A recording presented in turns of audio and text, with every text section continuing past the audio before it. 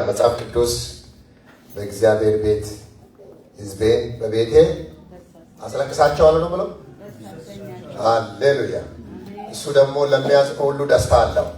እንኳን በሰላም መጣችሁ። እግዚአብሔር ይባረክ። በመዝሙር ጌታ ባርኮናል። በጸሎት ጊዜም ድንቅ ጊዜ ነበረ። እግዚአብሔር ደግሞ ድል ሰጥቶን ሁላችንም በጌታ ፊት መገኘትን እድል አግኝተናል። ጌታ የተባረከ ይሁን። ሁላችንም በማቴዎስ ወንጌል ምዕራፍ 26ን እናወጣና ጊዜን በመጠቀም አብረን ከእግዚአብሔር ቃል እንማራለን። ጌታ ኢየሱስ የተባረከ ነው። ምዕራፍ 26 ቁጥር 26 እስከ 29 ያለውን አብረን እናነባለን። የማቴዎስ ወንጌል ላይ በገጽ ለምትፈልጉት የብሉይ ኪዳን አዲስ ኪዳን 26ኛው ገጽ ላይ ማለት ነው አነባለሁ በጌታ ስም።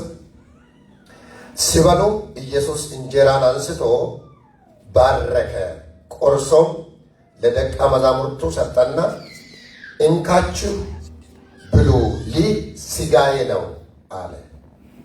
ጽዋውንም አንስቶ አመስግኖም ሰጣቸው፣ እንዲህም አለ፣ መንግሥት ከእናንተ ጋር ከዚህ ቀማል በሙላት ይለቀቅ። የጨለማ ሥራ በስሜ የተከለከለ ይሁን። አሜን። በኢየሱስ ስም ዛሬ አብረን የምንካፈለው ባለን ደቂቃዎች ውስጥ የኢየሱስ ክርስቶስ የደሙ ኃይል የሚል ነው። እስከ ርዕስ ድገሙት። የኢየሱስ ክርስቶስ የደሙ ኃይል። እንደግመዋለን እንደገና። የኢየሱስ ክርስቶስ የደሙ ኃይል ወይም የደም ኃይል። ብዙ ደም ስላለ ነው ኢየሱስ መግባት ያለበት አይደለ? ብዙ ደሞች አሉ በምድር ላይ። ሰው ደም አለ፣ የእንስሳ ደም አለ። እንግዲህ የኢየሱስ ክርስቶስ ደም ከደም ሁሉ ልዩ የሚያደርገው ምስጢራት አሉ። እንግዲህ በዚህ ሰዓት ባነበብንበት ቦታ ላይ ኢየሱስ ክርስቶስ ታልፎ ሊሰጥ የሆኑ ሰዓታት በሚቀሩበት ሰዓት ነው እና 3 ዓመት ተኩል ከእነሱ ጋር ቆይተዋል። ብዙ ጊዜ አብሮ እራት በልተዋል፣ ምሳ በልተዋል፣ ቁርስ በልተዋል። የመጀመሪያ ጊዜ አይደለም ምግብ ከእነሱ ጋር የሚያብላት። ብዙ ጊዜ አብሮ በልተዋል። ብዙ ምሽት አብሮ እራት በልተዋል። ብዙ ጊዜ መጠጥ ወይም ደግሞ ወይንን መጠጣት፣ ወይን ማለት የሚያሰክር ጉሽ የሆነ ነገር ባይሆንም ወይን አፕታይዘር ብለን እንደምንጠጣ ኮልድሪንክ የሆነ ነገር መጠጣት፣ አብሮ ውሃ ጋር እራት ማብላት ለኢየሱስና ለደቀ መዛሙርት የመጀመሪያቸው እንደሌለ እንግዲህ ታውቃላችሁ። መጽሐፍ ቅዱስ ብዙ ቦታ ላይ አብሮ ይበሉ እንደነበረ ቃሉ ራሱ ይናገራል። ዛሬ ግን እንዲህ አለ፣ ከዛሬ በኋላ አብሬያችሁ ይህንን አልበላም አልጠጣም ብሎ የመጨረሻ ነው ያደረገው። ሁለት የሚያስደነግጥ ነገር ተናግሯል። እስከ ዛሬ ድረስ ተናግሮ ይማቅ። አንዳንድ ጊዜ ሲበላ እንዲህ አይባልም ይባላል አይደል? ሲበላ እንደዚህ ማይባል ነገር አትበል ይባላል። እና አንደኛ እየበሉ እያለ አነሰና ከወትሮ በተለየ ሁኔታ ይህ ሥጋዬ ነው ብለዋል። ሁለተኛ ደግሞ ጽዋውን አነሰና ይህ ለብዙዎች ኃጢአት የሚፈስ የአዲስ ኪዳን ደሜ ነውና እንኳችሁ ጠጡ አለ። አስቡ፣ አንድ ሰው ቤቱን እራት ጋብዞ ቤቱን ከሄዳችሁ በኋላ እራቱ ከቀረበ በኋላ ታጥባችሁ ከቀረበ በኋላ እጃችሁ መውረድ ሲጀምር ሥጋዬ ነው እንደ ቀላል እንደማይገመት ጥያቄ የለው። ሁለተኛ ደግሞ ደሜ ነው አለ እና እያወራ ያለው ነገር ኩዌም አድርጎ የሚያስረግጥ ነው በሁለት ዓላማ። አንደኛ እንዲሞትባቸው አይፈልጉም። ይህንን አስተምሮ ቀድሞ የሰሙ እንኳን ቢሆን አሁን ግን ሁለተኛ ደግሜ ከእናንተ ጋር እራቴ መጨረሻ ነው ያለው ጉዳይ ያለቀለት ነው ማለት ነው። ወደፊት አይደለም፣ ቀጥዬም አይደለም፣ አንድ ቀንም አይደለም፣ ከዛሬ ቀን በኋላ አብረን እራት አብቅተዋል። ይሄ ነገር ለደቀ መዛሙርቶች ከፍተኛ አእምሮን የሚያዞር ነገር ነው። ቢሆንም ግን ሊሆን ያለው ሊሆን ግድ ነው። ለጊዜው የሚያስጨንቃቸው እንኳን ቢሆን በዚህ ንግግር ውስጥ እኔ ያለው፣ አንቺ ያለሽ፣ አንተ ያለ ባይሆን ኖሮ አንገኝም ነበረ። በመፍሰሱ ድነናል። ለብዙዎች እስኪ አንድ አሜን በሉ እባካችሁ። ለብዙዎች የሚፈስ የአዲስ ኪዳን ደሜ ነው አለ። ኪዳኑን አዲስ ያደረገው ደሙ ነው። በጎች፣ ኮርማዎች፣ ግደሮች፣ ፍየሎች ብዙዎች ሲፈሱ ኖረዋል። የአዲስና የአሮጌ ያስበለው ነገር አሁን የሚፈሰው የአንድ በግ ደም ነው። የዓለምን ኃጢአት የሚያስወግድ የእግዚአብሔር በግ የተባለው በጎች ታርደዋል። አሁን ግን አንድ በግ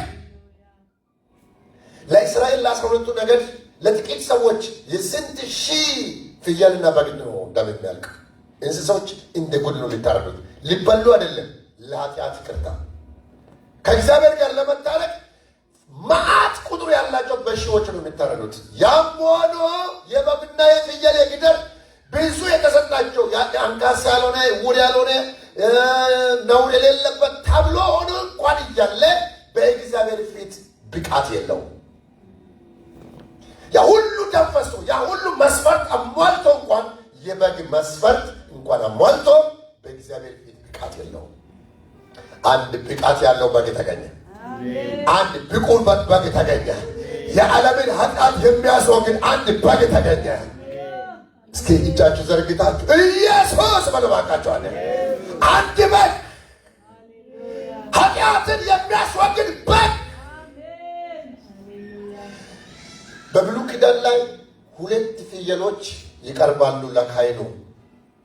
አንዱ ፍየል እዛው ነው የሚታረደው። አንዱ ፍየል ላይ እጅ ይጫንና ከዛ በኋላ ካህኑ ንግግር ካደረገ በኋላ ከከተማ አውጥቶ ያሳድደዋል። ምን ማለት ነው?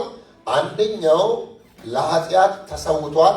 ደሙ በእግዚአብሔር ፊት ቀርቧል። በደሙ መነከር አለ፣ በደሙ መረጫት አለ፣ በደሙ መታጠብ አለ።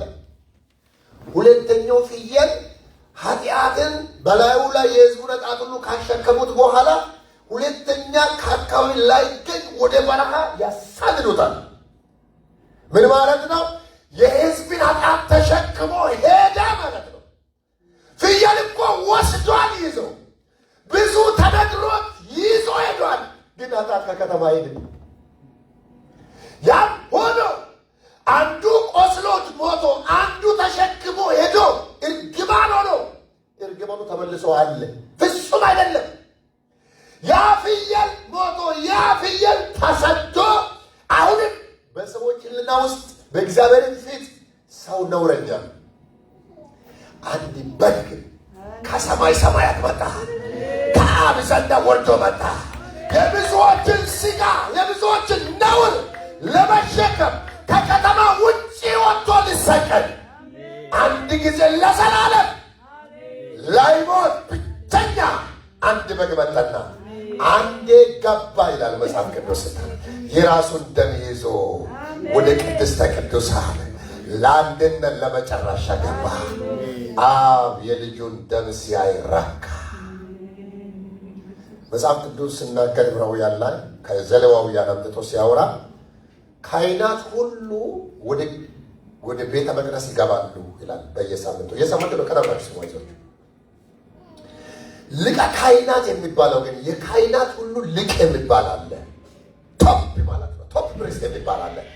እሱ ግን በዓመት አንዴ ታቦቱ ወዳለበት ቅድስተ ቅዱሳን ይገባል ይላል።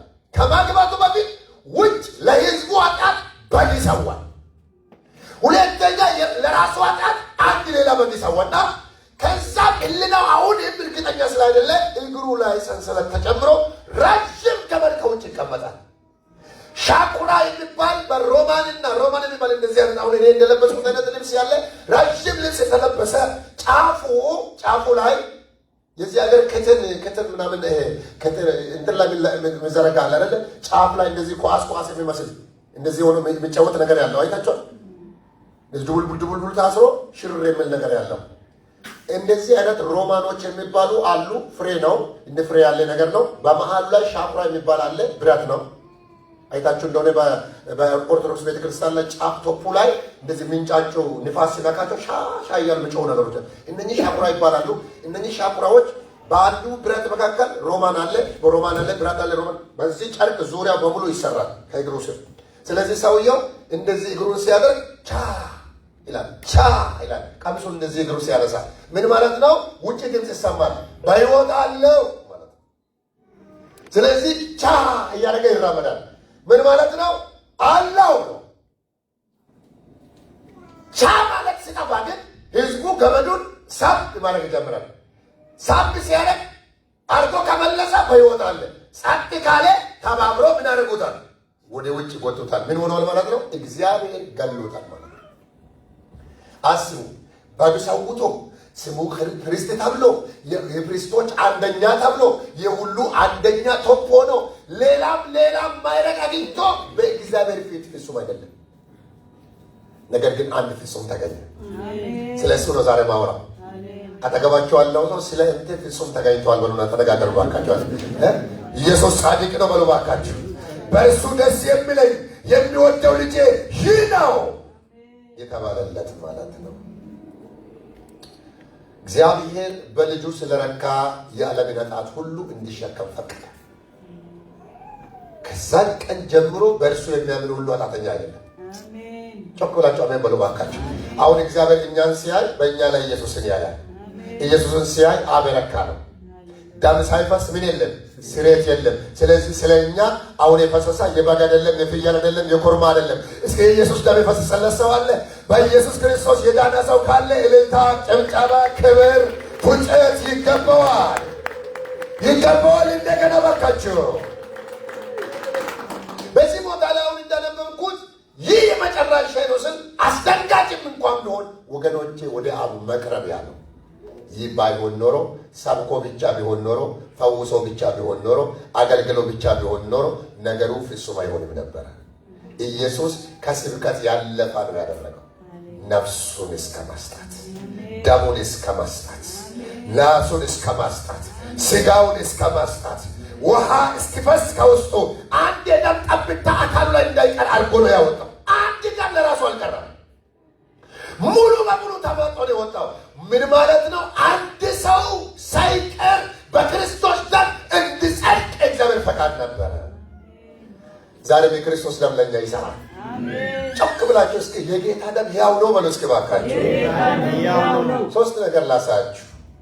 አሁን ሐዋርያቶች የደነገጡት ጉዳይ ስለኛ ኢሹ አይደለም። አሁን ማነሳው የመጨረሻው ነው ነገር የሚያስደነግጥ ነው። አንደኛ ሞት ያለው መሞቴ ነው የሚለው ነገር ጥሩ አይደለም።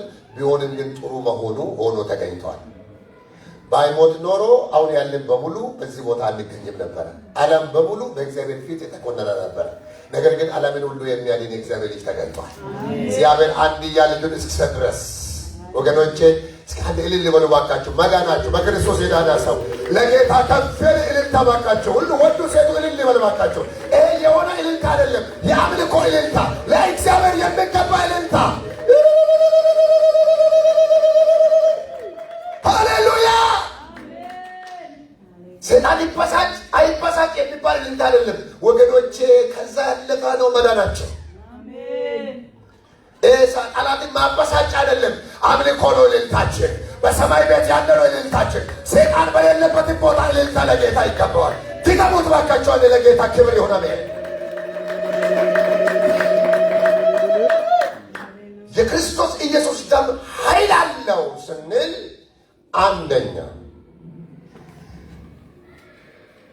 ከእግዚአብሔር አብ ጋር ሰውን አስታርቋል።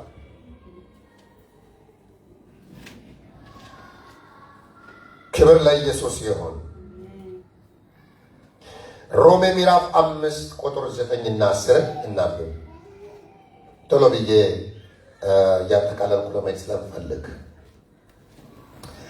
የኢየሱስ ክርስቶስ ደም ኃይል አለው። ይህ ደሜ ነው፣ ይህ ስጋዬ ነው።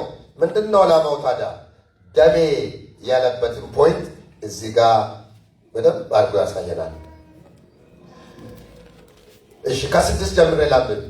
ገና ምዕራፍ 5 ቁጥር 6 ሮሜ ገና ደካሞች ሳለን ክርስቶስ ዘመኑ ሲደርስ ስለ ኃጢአተኞች ሞቷልና፣ ስለ ጻድቅ የሚሞት በጭንቅ ይገኛልና፣ ስለ ቸር ሰው ግን ሊሞት እንኳን የሚደፍር ምናልባት ይገኝ ይሆናል።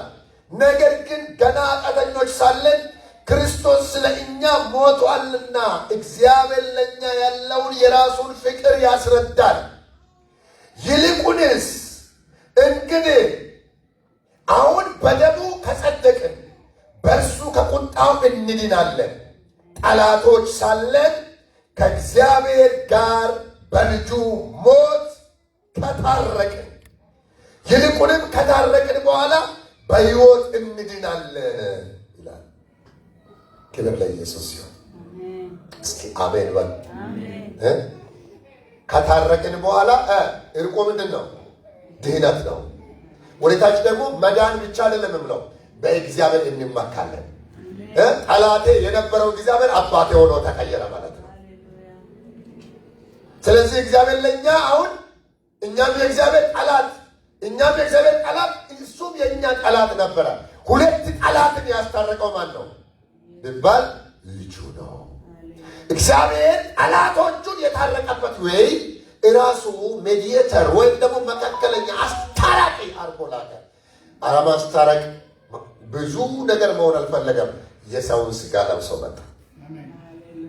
ወንድሞቹን መስሎ መጣ። የአብርሃምን ዘር ይዞ መጣ። መልአክ ሆኖ አልመጣም። ገብርኤል ሆኖ አልመጣም። ሚካኤል ሆኖ አልመጣም። መንፈስ ሆኖ አልመጣም። ስጋ ለብሶ መጣ። ለምን? በእኛ ቦታ ተሰውቶ ስለ እኛ ኃጢአት ሆኖ ስለ እኛ ነውረኛ ሆኖ ስለ እኛ መስቀል ላይ ወጥቶ የደም ፍርድ ወስዶ የራሱን ጽድቅ ሰጥቶ፣ ስለዚህ እንዴት ነው ያስታረቀው? አትቅጣቸው ብሎ ነው የሚያስታረቀው። እኔን አይታ አትቅጣቸው ነው የሚያስታረቀው። እኔን ቅጣ ብሎ ነው ያስታረቀው። ተገኝታቸው ሞት ያቃቱ ደሞዝ ምንድን ነው? ሞት ነው አይደል ብለው መሞት የእግዚአብሔር ፈቃድ ነው። እግዚአብሔር ከጭካኔው አይመለስም። ጭካኔው ምንድን ነው? በኃጢአት ላይ ኃጢአት ተፈርዶበታል። ኦልሬዲ ኢየሱስ ሲመጣ ፍርድ ላይ ገባና አላስቀየረውም ፍርዱን። ፍርዱ ፍርድ ነው። እግዚአብሔር ጀስት ስለሆነ ጻድቅ ፈራጅ ስለሆነ እግዚአብሔር አባብሎ አላስቀየረውም። ፍርድ ልክ ነው። አንተ በፍርድ አትሳሳትም። ብርሃንን ጨለማ፣ ጨለማን ብርሃን አትልም። ያልከው ልክ ነው። በኃጢአት ላይ ትክክል ፈርዳል። ግን ፍርዱ እንደዚህ ይሁን፣ በዚህ ይሻሻል። እንዴት? እኔ ልቀበል። ለመቀበል ምን ሊሆን? የእነሱን ስጋ ሊቀበል፣ ባሪያ ልምሰል፣ ሰው ሊሆን፣ እነሱን ሊሆን፣ ወደ እነሱ ልግባ፣ ራባቸውን ልካፈል፣ ጥማታቸውን ልካፈል፣ መከራቸውን ልካፈል፣ ከኃጢአታቸው ባስተቀራ ሁሉ ነገራቸውን ሊሆን ብሎ 33 ዓመት ሆነ። በሁሉ ስለ እንደኛ ሆነ ይላል አይደል እግዚአብሔር ቃል። ሁሉን ሆነ። እንደኛም በስጋ ዳየ፣ ተራበ፣ ተጠመ፣ ብቸኛ ሆነ። ሰው ገፋው፣ ቤተሰብ ገፋው፣ እንጀራ አጣ፣ ፀሐይ፣ ሐሩር፣ ቁር መጥተው ዝናብ ገረፈው። አንዳንዶች በምድር ላይ እንደጎደላቸው ቤት አጣ። ለወፎች ቤት አለ፣ ለቀብሮች ጉድጓድ አላቸው። ለሰው ልጅ ቤት አልባ ሆነ። ሆምሌሶች ሆነ። ሰው የሆነውን ሁሉ ሆነ። ባልሰራበት ተፈረደበት። የሐሰት ምስክር ተቆጠረበት። ሰው ላይ የሚደረገው ነገር ሁሉ ተደረገበት። ነገር ግን እንዲህ አለ፣ አሁን የመጨረሻኛውን ጽዋ ሊቀበል አለ። የነሱን የመጨረሻኛውን ልውሰድ። እኔ የመጣሁት ራባቸውን ብቻ ፊል አድርጌ ማለፍ አይደለም ማለት። እኔ አሁን የመጣሁት ድህነታቸውን ፊል ብቻ ማድረግ አይደለም ማለት። እኔ የመጣሁት ታሞ ነበረ ፈውሼ ብቻ አይደለም ማለት። እሱንም አድርጌያለሁ አለ ጌታ። ያላደረገ ምን አለ? ዱዳን ፈውሷል። ያልተደረገ ታምር የለም። የሞተውን አስነስቷል። ይሄ ብቻ አይደለም ማለት። የመጨረሻ ቦታ አለኝ አለ። የእነሱ ጉዳይ የታሰረበት ቦታ አለ አለ። ሲኦላቸውን ልውረድ አለ። መቃብራቸውን ልግባ አለ። የተቀማ ስልጣናቸው ጋር ልድረስ አለ። የሳዶን መንጋጋ ልስበርላቸው አለ። በሞት ላይ ስልጣን ያለውን በሞቱ ልሽር፣ በሞት ፍርሃት ያሉትን ነፃ ሊያወጣ በወንድሞቹ መልክ መጥቶ ስጋን ለብሶ በሞቱ ሞትን ሻረ። ከዛ ጌታ እንዲህ አለ፣ ሞት ሆይ መውጊያ በስብከት አይደለም የፎከረው፣ ሞትን ሰብሮ ነው። መውጊያ የት አለ? እኔ ወጋ ተሰበረ። አልፎ ሌላ ላይወጋ በኢየሱስ ላይ ጦሩ ተሰበረ። ከዚህ በኋላ ኃጢአተኛ ፈልጎ እንዳይወጋ ኃጢአት በኢየሱስ ላይ ተከመረ። እግዚአብሔር ኃጢአተኛን ለመቅጣት ልጁን በደንብ አድርጎ ቀጣ። አሁን እየፈለገ የሚቀጣ ኃጢአተኛ የለም። አሁን የሚከተላል ምህረት የሚባል ነው። አጠገባቸው ያለው እስኪ ምህረት አለ በሉ እባካችሁ። ምህረት የእግዚአብሔር ልጅ ምህረት አለ በሉ እባካችሁ። አይወላችሁ አሁን እየተከተላችሁ ከሆነ የቀን ድካም፣ የህይወት ድካም፣ የተግባር ድካም፣ የተለያየ ድካም አይደለም። እግዚአብሔር ሊፈርድብን ሳይሆን ልጆቼ ሆይ ቅጣቱን ጨርሻለሁ፣ በልጄ ላይ ፈጽሜዋለሁ፣ አሁን ግን በደሙ ታጠቡ ነው ብለው አልሰማችሁም? አትጮክ ብሎ አሜን የሚል ሰው አለ? የሚኮነን ሰው ካለ ሰይጣን አናቱ ይመታ። ኢየሱስ ቆመ ነገር ሞት ሆይ መውጊያ የት አለ? ሲኦል ሆይ ግን መቅሰፍት የት አለ? ጋር ሁለተኛ ደግመኛ ላይገጣጠም አድርጎ ኢየሱስ ውልቅልቁን ነው ያወጣው። በአንቺ ላይ እንዳይሰራ፣ በአንተ ቤት እንዳይሰራ የሞት መውጊያ ከቤት ተሰብረዋል። አማኝ ሰው ካለ ጮሆ አሜን ይበል እባካችኋል። ሞቴን ሞቶ ሰበረው። ስለዚህ ታርቆኛል። እስከምን እንደ ሊያረሰኝ ሊመከበት እንደው ቁጥር 11 ላይ ባካችሁ ይህ ብቻ አይደለም ነው ብሎ ጳውሎስ። ይህ ብቻ አይደለም፣ ምን ሌላ አለ? ከእርቅ ያለፈ እርቅ በቂ ነው። ይህ ብቻ አይደለም፣ እግዚአብሔር ሊያስታርቀኝ። አንዳንድ ጊዜ ሰው ጋር ታርቃችሁ ከዚህ በኋላ አትድረሰኝ አልደርስም ልትባባሉ ትችላላችሁ። አንዳንድ ይባባል ሰው እንዳንነካካ እንደባለፈው እንዳንጣላ በቃ አሁን በኋላ ታርቀናል እንዳንደራረስ አይነት ነገር እንደሱ አይደለም። እግዚአብሔር እንዳንደራረስ አይነት አይደለም። አልቀጣችሁም ሲወላላስ አይደለም። እነኚህ ሰዎች ምን አለ? ይህ ብቻ አይደለም ማለት ምንድነው? ጳውሎስ ምንድነው ይህ ብቻ አይደለም ማለት? ይህ ብቻ አይደለም ምንድነው? ነገር ግን አሁን መታረቁን ባገኘንበት ሻዳሃቦ ካሰራ መታረቁን ያገኘንበት ላይሰንስ እዚህ ጋር መታረቁን ባገኘንበት በጌታችን በኢየሱስ ክርስቶስ በኩል ቃሉን የሰማ ሰው አሜን ይላል። ኢየሱስ አስታራቂ ብቻ ሳይሆን በእርሱ በኩል አሁንም ወደ አብ ማግባት፣ አሁንም በአብ መታመን፣ አሁን ደግሞ በክርስቶስ በኩል ጸሎት ይሰማል፣ በክርስቶስ በኩል ጸጋ ይወርዳል፣ በክርስቶስ በኩል ሰማይ ይከፈትልናል። መታረቅን ባገኘንበት በክርስቶስ ኢየሱስ በኩል ምን ሆነ ደግሞ ማስታረቅ ብቻ ሳይሆን አለ ጳውሎስ በእርሱ በኩል በእግዚአብሔር ደግሞ እንመካለን። ትላንትና አይኑ የእሳት ነበልባል የሚፋጅ እግዚአብሔር ነበር። ትላንትና አመድ የሚያደርግ እግዚአብሔር ነበር። አሁን ግን እጄን ይዞ የሚመራ አባት ሆኖልኛል። የሚመካ በማን ይመካ?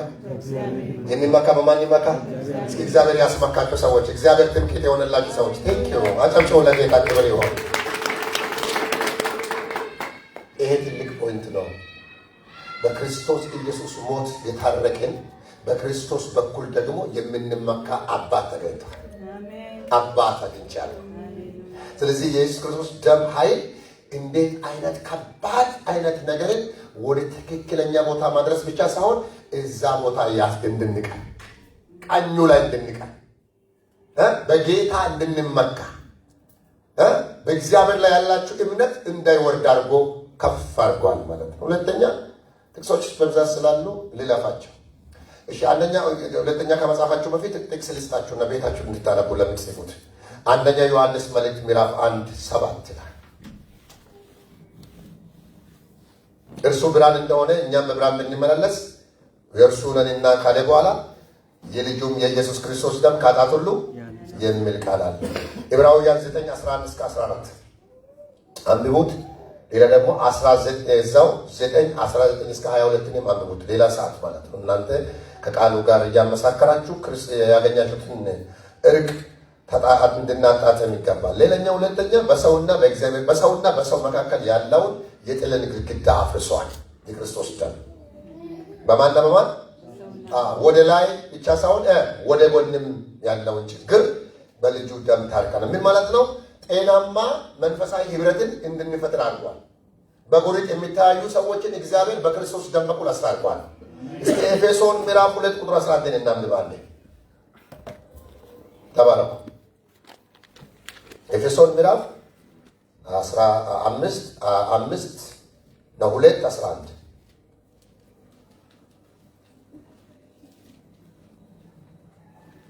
2:11 እንዲህ ይላል፣ ስለዚህ እናንተ አስቀድሞ በሥጋ አሕዛብ የነበራችሁ በሥጋ በእጅ የተገረዙ በተባሉት ያልተገረዙ የተባላችሁ ይህንን አስቡ።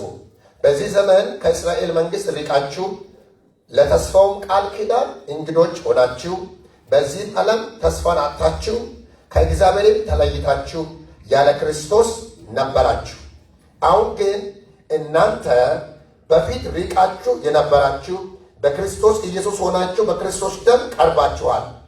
እርሱ ሰላማችን ነውና ሁለቱን ያዋሃደ በአዋጅ የተነገረውንም የትእዛዛትን ሕግ ሽሮ በመካከል ያለውን የጥልን ግድግዳ በሥጋው ያፈረሰ ይህም ከሁለታቸው አንድን አዲስ ሰው በራሱ ይፈጥር ዘንድ ሰላምንም ያደርግ ዘንድ ጥልንም በመስቀል ላይ ገሎ በእርሱ ሁለታቸውን በአንድ አካል ከእግዚአብሔር ጋር ያስታርቅ ዘንድ ነው። ከዛ በኋላ ርቃችሁ ለነበራችሁ ሰላምን ቀርባችሁ ለነበሩትን ሰላምን የምስራች ብሎ ሰበከ እያለ ይናገራል። እዚህ ጋር መናናቅ የሚባል ነገር አለ። መናናቅ ሰው በሰው አይሁዶች አይዛቦችን እናንተ ያልተገረዘ ተብሎ ይሰዳደቡ ነበረ። ኪዳን የለሽ ተብሎ ይባባሉ ነበረ። ይህን ነው ጳውሎስ የምናገረው። በተገረዙ ሰዎች ያልተገረዛችሁ ተብላችሁ ትሰደቡ ነበር ነው። ያለ እግዚአብሔር ነበራችሁ፣ ያለ ክርስቶስ ነበራችሁ፣ ያለ ሕግ ነበራችሁ፣ ያለ ተስፋ ነበራችሁ። ነገር ግን ክርስቶስ ወደ እናንተ ቀርቦ ሰላምን የምስራች ብሎ ሰበከ። ይህ ብቻ አይደለም። ለካ ሳይድንም ያልዳናውን የሚሳደባለ ወገኛ ሃይማኖተኛ ማለት ነው። በደንብ እየሰማችሁኝ ነው? ያልዳነው አይሁዶች በወጋቸው ተመክተው ይመኩ ነበር። ለካ አልዳኑበትም። እግዚአብሔር መጀመሪያ ምን አደረገ? ሁለቱንም አዋሃደ። ለምን? በመካከል የገባውን የጥልን ግድግዳ አፈረሰ። በምኑ? በደሙ። ጨኩላችሁ እስከ አሜን በሉ ባካችሁ። አይሁድ አይዛብን እየቀሉ የእግዚአብሔር ሰው ነኝ ማለት አይቻልማ። ምን ተፈጠረ ታውቃላችሁ? ቸርች ውስጥ አሁን ፍልሽን በቃ በዚህ ቤተክርስቲያን ፍቅር አለ፣ በኮሪስ ፍቅር አለ፣ በባልና ሚስት መካከል ፍቅር አለ ማለት የሃይማኖት ስርዓት ይሁን መጥተን የምንፈጽመው ተግባር አይደለም። ቤት ላይ ካለ ግድግዳ፣ አይምሮ ውስጥ ካለ ግድግዳ፣ ልብ ውስጥ ካለ ግድግዳ እግዚአብሔር ግድግዳ ውስጥ እያለ አይመለክም ማለት ነው። ጌታ ያፈረሰውን ገንብተነዋል ማለት ነው። ከዚህ በኋላ የሚሞት ደም የለም ማለት ነው። በፈሰሰው በደሙ ኃይል በእኔና በባለቤቴ መካከል ካለ ግድግዳ ይፍረሳል። መፍረስ አለበት። የክርስቶስ ደም ወደ ጎንም ነው ወደ ላይም ነው። አሁን በዚህ ቤተ ክርስቲያን ለአንዳንድ ጊዜ ሰዎች ለፍቅር በጣም ሰፕራይዝ ያደርጋል። በጣም እዚህ ጋር እንትና ይዋደዳሉ። ዋው! እዛ ቸርች ጋር ፍቅር አለ። ዋው! ለምን ነው ታውቃላችሁ? ይፈለጋል ማለት ነው። ላቭ ኢዝ ቬሪ ኢምፖርታንት። ሰዎች ለምን ሰፕራይዝ ሆናሉ? ፍቅርን ሲያዩ። ሁለት ሰዎች ረጅም ጊዜ ሲዋደዱ አብሮ ስራ ሲሰሩ ሲያዩ እነሱ ናቸው አንድ ማለት ነው። ምንም እኮ መሀላቸው አልገባም። ለምን ሰፕራይዝ ሆናል? ሰው ሲዘልቅ አይታይማ። ጥያቄ ነው። አንዳንድ ጊዜ በትዳር ዓለም ላይ በጋብቻ ላይ ጥያቄ ይጠይቃሉ። በትዳር ስንት ዓመት ቆይታችኋል ተብሎ ሁለት የቆዩ ሰዎች ይጠየቁ። በትዳራችን 40 ዓመት። በዚህ ዘመን ምን ማለት እንደሆነ ታውቃለህ? ገብቶሻል አይደል? ሰው በስድስት ወር እየተፋታ ስለሆነ 40 ዓመት ሲጋቡ እኮ ሁሉም ሰዎች ሞት ላይ ተብሎ ነው የገባው። ምንድነው መሀል ላይ ያቆመ ከተባለ ምን ማጣት? ፍቅር ማጣት ከምን መጣ ሲባል ግንባታ ተጀመረ ማለት ነው። ኢየሱስ ያላፈረሳ ግንብ የለም። ዛሬም በመካከላችን የተገነባ የክፋት ግንብ ካለ በደሙ የፈረሰ ይሆናል። ፍቅር እኮ መታወቂያችን ነው። ኢየሱስ ብሎ አስተማረ። እናንተ የእግዚአብሔር ልጆች እንደሆናችሁ ደቀ መዛሙርቴ መሆናችሁን በምናችሁ ያውቋቸዋል? በፍቅራችሁ። ለምን? በመካከላችሁ ግንብ የለም። አይሁዳዊ ደብል በጎረቤት አይደለም የምትተዋወቀው። ማንም በክርስቶስ አዲስ ፍጥረት ነው። ሰው በዝምድና በጉርብትና በአገረኛ በገንዘብ በምናምን አይደለም፣ በፈሰሰው ደም። አሜን አሜን። ታርዳሃልና ሰዎችን ከነገድ ከቋንቋ ዋጅተሃል ለአምላክ መንግስት እንዲሆን። አይሁዳዊ የለም፣ ግሪካዊ የለም፣ እስኩቴታዊ የለም፣ አይዛባዊ የለም፣ የተገረዘ የለም፣ ያልተገረዘ የለም። በፈሰሰው ደም ሰው ተዋጅተዋል። ጨምቅ ብላችሁ እስኪ አንድናል በለባካችኋል። በምን? በደሙ። ይኸውላችሁ በመንግስት ኮንስቲቱሽን በህገ መንግስት የማይዋሃዱ ነገሮችን ማዋሃድ የሚችለው ደሙ ነው። አንቀጽ አይደለም አንድ የሚያደርገን ወገኖቼ። አማራና ኦሮሞ ከምባታ አንድ ብንሆን ብል አይደለም። ከምባታ ማሆን ምንም ማለት አይደለም። ተወልደ ነው ፎን ሞልታ አይደለም። ሀዲያ ማሆን ምንም ማለት አይደለም። አሁን ግን የተወለድ ነው ደግመኛ ከማይጠፋ ለዘለም ከምንሆን አንድ ዘር ውስጥ ገብቻለሁ። በሁለት ማሊያ መጫወት አይቻልም አይደለም? አው ከየትም ተገኘን በደሙ ግን ገኛለሁ። የዳነ ቤተክርስቲያን በክርስቶስ የተገኘ ቤተክርስቲያን ላይ የዘር ክፍፍል መግባት የለበትም። ካለ በጣም ሰርፕራይዝ ነው የሚያደርገው። የክርስቶስን ደም ያጥላላ ነው ማለት ነው። የክርስቶስን ደም የናቃ ነው ማለት ነው።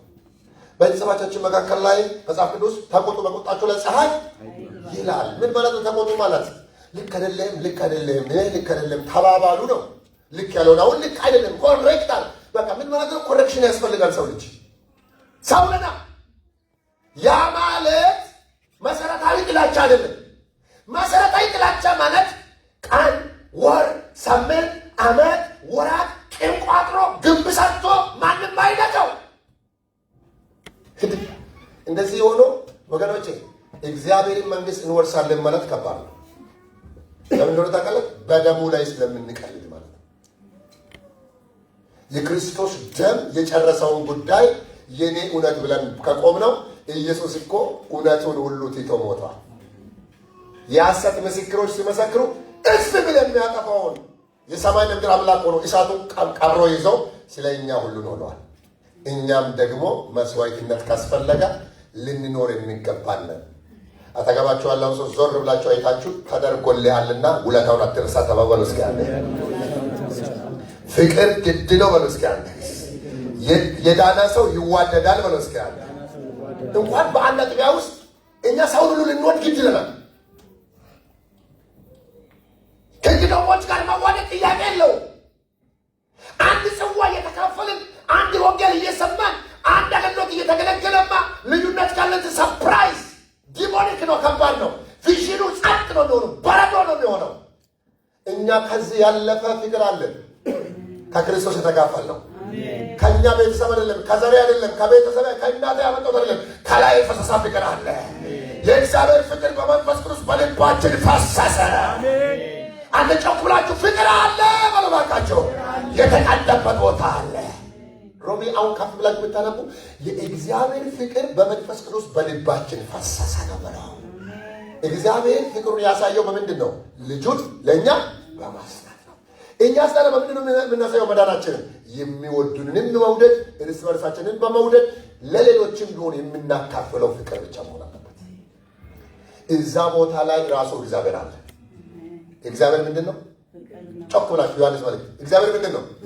እግዚአብሔር ፍቅር ነው በሉ እባካችሁ። ፍቅር ባለበት ማን አለ ይላል ደግሞ? እግዚአብሔር አለ።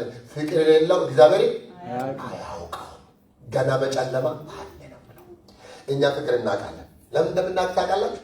ፍቅርን ማለት በአማርኛ ሳይሆን ፍቅር ነው ከሲኦል ያወጣኝ። እቺ መስቀል እኮ ምልክት ነች። ይሄ ቦታ ያስወጣው የወደዳቸውን እስከ መስቀል ድረስ ወደዳቸው። ነፍሱን እስከ ማስጣት ወደዳቸው። በጥሩ ስራቸው ነው። ገና ኃጢአተኞች ሳለን እኛ ሰውን መታገስ ያቅተናል። አንዳንድ ትንሽ ችግሮች ላይ እኛን እኮ የታገሰው ፍርድ የሚገባን ነው። እርሱ ግን ምህረት ሰጣን። አሜን። አጠገባችሁ ያለው ሰው አትቸኩል በሉ እና ንገሩ እባካችሁ አለ። ለቁጣ አትፍጠተማ በሉ እባካችሁ። ቀና ብንበል ለምን ነው የሚረተበረው? ታደርጉልኝ ነው። ለምንድን ነው የሚወደው? ስለወደደኝ ነው። ስለዚህ ፍቅር በደልን አይቆጥርም። በዚህ ህይወት ከቀጠልን ኮሎኔ አይኖርም። ኢየሱስ ክርስቶስ በሚገርም ሁኔታ አዋህዶናል። በጌታ በኢየሱስ ከዚህ የተጨለፈ ወደ ህዝብ ሁሉ ይሄዳል። አንድ አጠገባችኋለሁ ፍቅር ይበዛል ብላችሁ ንገሩ እባካችሁ። እኛ ለምን እንደሆነ ተቀለፍ የተካፈል ነው። ለምሳሌ ምንድን ነው ባለው እርሾ የሚባላል ትልቅ ዱቄት አብኩታችሁ በፕሮሰስ ከሆነ ከ3 ቀን በኋላ የሚነፋውን እርሾ ከጨመራችሁ ምንድን ነው የሚሆነው? immediately do you know that about the yeast? Sorry Helen, Today I was continue America. Anyway, yeah, I'm telling about the yeast and that powder. You know, by yeast ሲጨመር the things is immediate to change. የእግዚአብሔር ፍቅር, the love of God, the blood of Jesus Christ በእኛ ውስጥ ካለ እንለወጣለን። አሜን። እስኪ እንለወጣለን ወርባካችሁ በእናንተና በሌላ የዘገየውን የሚያፋጥን የበጉ ደም ይግባ። አሜን። የክርስቶስ ደም ይግባ በጌታ በኢየሱስ ስም። ስጋችን የቀለጠውን ድንጋይ ልባችን የቀለጠውን አእምሯችን የገባ ጨለማ የበራ ይሁን። የልጁ ደም ይግባ። መፍረስ ያለበት የጥል ግድግዳ ይፍረስ። ከሁለታቸው አንድ አዲስ ሰው አላሳካፖስ ጨርሻለሁ። እዚህ ጋር ባው ገባ በቃጥሮ ነው። አንድ አዲስ ሰው አይሁዳዊ የማይመስል ከአይሁድ ይወጣ፣ አይዛብ የማይመስል ከአይዛብ ይወጣ። ምንድነው አዲስ? ልጁ ለሚመስል ምንድነው አዲስ? የእግዚአብሔር ልጅ ምን የሚመስል መሬት የማይሸታው ሰውን ሁሉ በእግዚአብሔር የሚወድ አንድ አዲስ ሰው ተፈልጓል። ማንም በክርስቶስ ቢሆን አዲስ ፍጥረት ነው። ሀዲያ ሲሆን ማይለጠፍ ከአባታ ሲሆን ማይሸሽ ማለት ነው። በክርስቶስ እንኳን እኛ ክርስቲያን እርስ በርሳችን መወለድ እኮ ተዋለዱ ተብሎ አይሰበክም እኮ። እኛ አልፈን አይዛብን ልንወድ ይገባል። አሜን። እስኪ አሜን በሉ። አሜን። ክፉ ስራቸውን አንወድም እንጂ ሰዎችን እንጠላለን አልተጻፈልንም እኮ። እግዚአብሔር ኃጢአተኞችን ይወዳል እና ስራቸውን ነው የሚጠላው። እኛም ደግሞ የእግዚአብሔር ልጆች ከሆነ ደግሞ የእሱ ባህሪ ነው አለብን። ስለዚህ ምንድን ማድረግ አለብን? ራሳችን ቼክ አውት። አገር ቤት ላይ የሚጠላ ሰው አለኝ እንዴ? እኔ አገር ቤት የሚመጣ አላም ነው። አንድ ሰው ነው እንትና ጋር እኔ መቃል ውስጥ ማለከናኝ ሰማይ ቤት ቢሄድ ምን ችግር ነው የሚይዘው? እሱ ያለበት ወንበር አካባቢ አልቀመጥ አይነት ነገር ሰዎች አለ። ሞጎን ተሲውራም ባል ይባላል። ቼክ ውስጥ ሆናል ማለት እዚህ ጋር እንኳን ያለ አይመስልም።